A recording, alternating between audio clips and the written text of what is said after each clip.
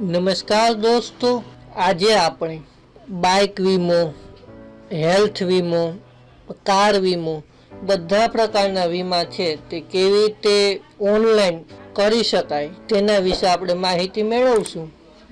Bike વીમો છે તે ફક્ત 888 રૂપિયામાં દરેક વીસી મિત્ર છે તે બીજાનું બનાવી શકે છે અને તેમાં પણ આપણે થોડું ઘણું કમિશન મળે છે.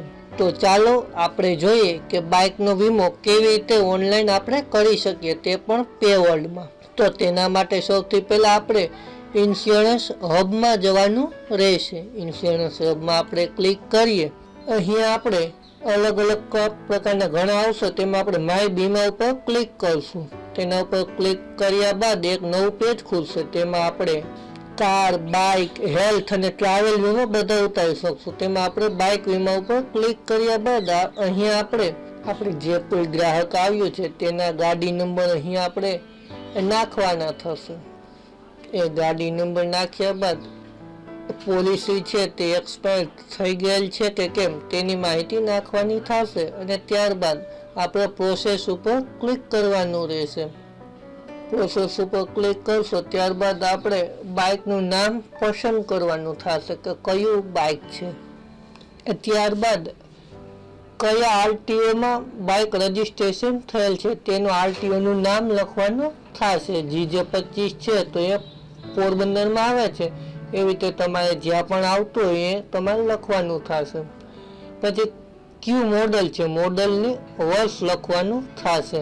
મોડલનું વર્ષ લખ્યા બાદ એક્સપાયર ડેટ આવી જ જશે અને કેટલા સમય પહેલાં એક્સપાયર થયેલ છે લખવાનું થશે. ત્યારબાદ આગળ વધશું, આગળ પ્રોસેસ કરશો એટલે પાછળ નવા પેજ ઉપર એ લઈ જશે.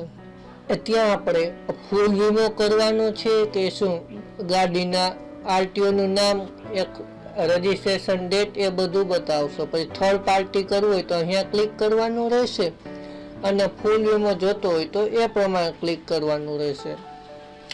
થર્ડ પાર્ટીમાં તમારે કેટલા વર્ષ માટે કરવું છે તે પણ પસંદ કરવાનું રહેશે. થર્ડ પાર્ટી ડિસ્કાઉન્ટ કરશો એટલે વધુ હિતાવહ રહેશે અને ઓછામાં થઈ જશે. અહીંયા તમે જોઈ શકો છો કે 3 વર્ષ માટેનો પ્લાન છે, 2 વર્ષ માટેનો પ્લાન છે અને 1 વર્ષ માટેનો છે. અહીંયા આપણે આના પર ક્લિક તમે હટાવી દેશો એટલે ભાવ ઓછો આમાં. એટલે હવે તમે જોઈ શકો છો કે આપણે જે ભાવ છે તે મેં અગાઉ કહ્યો હતો એ પ્રમાણે તમને અહીંયા હવે ભાવ બતાવશે. 752 રૂપિયા છે અને બીજો ટેક્સ ઉમેરાશે એટલે એમાં થઈ જશે. હવે તમે 1 વર્ષ માટે આટલી કંપની છે ને 2 કે 3 વર્ષ માટે આ રીતે ભાવ બતાવે છે. તમે જેનો વીમો ઉતારવો હોય તેના ઉપર તમે ક્લિક કરી શકો છો. હું અહીંયા ક્લિક કરું છું. આપણે પર્સનલ માહિતી આપવાની થશે કે કોના નામ ઉપર બાઇક છે.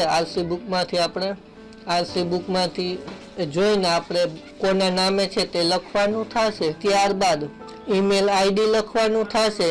એટલે જેમ આપણે PDF ફાઇલ એ લોકો મોકલી આપશે વીમાની, એ તમે તમારી લખો તો પણ ચાલશે અને ગ્રાહકની લખી નાખો તો તેમને સીધી તે ફાઇલ પોલિસીની પ્રિન્ટ છે સોફ્ટ કોપી તે તેમના મેલ એડ્રેસમાં મળી જશે.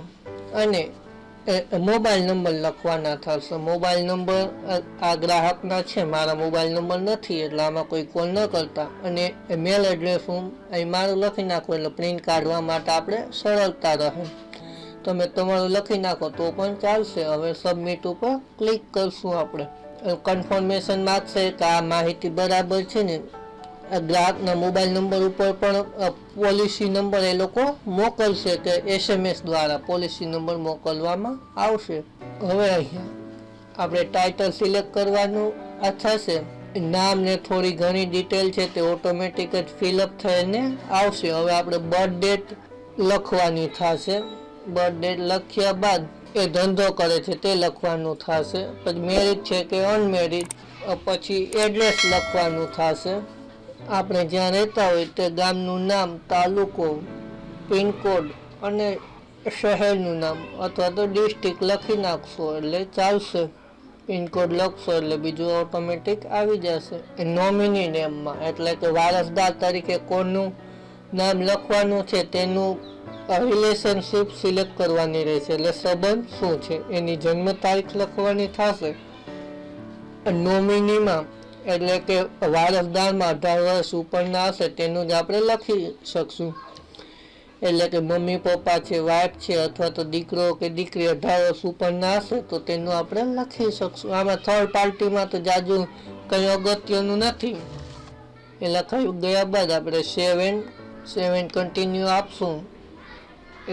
ત્યારબાદ આપણે ગાડી નંબર પાછા લખવાના થશે. તમારે આરટીઓ તમે જે સિલેક્ટ કરી હશે તે આવી જશે. જીજે પછી જે આંકડો આવતો હશે 0503 11 કે 25, અમારા પોરબંદરમાં 25 આવે છે.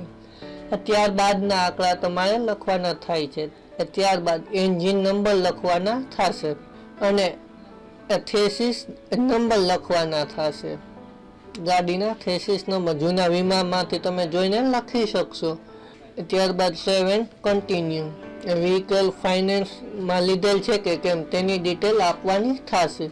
ત્યારબાદ એક વખત ફરીથી આખું બધું છે ડિટેલ એન્ટર કરી છે તેને આપણે વેરીફાઈ કરી લેવાની કે તે બરાબર છે કે કેમ.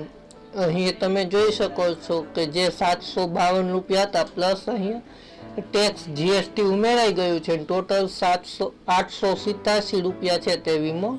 887 રૂપિયામાં વીમો ભરાઈ જશે. કમ્પ્લીટ થઈ ગયા બાદ એગ્રી ઉપર ક્લિક કરી અને પ્રોસેસ ટુ પેમેન્ટ. પેમેન્ટમાં તમારા એકાઉન્ટમાં આટલા રૂપિયા હશે તો જ આ વીમો ભરાશે, નકર વીમો નહીં ભરાય. આપણા પેવર્લ્ડ એકાઉન્ટમાં આટલા રૂપિયા હોવા જોઈએ. એટલા રૂપિયા હશે એટલે તરત જ તમને 5 મિનિટમાં છે તે વીમો મળી જશે.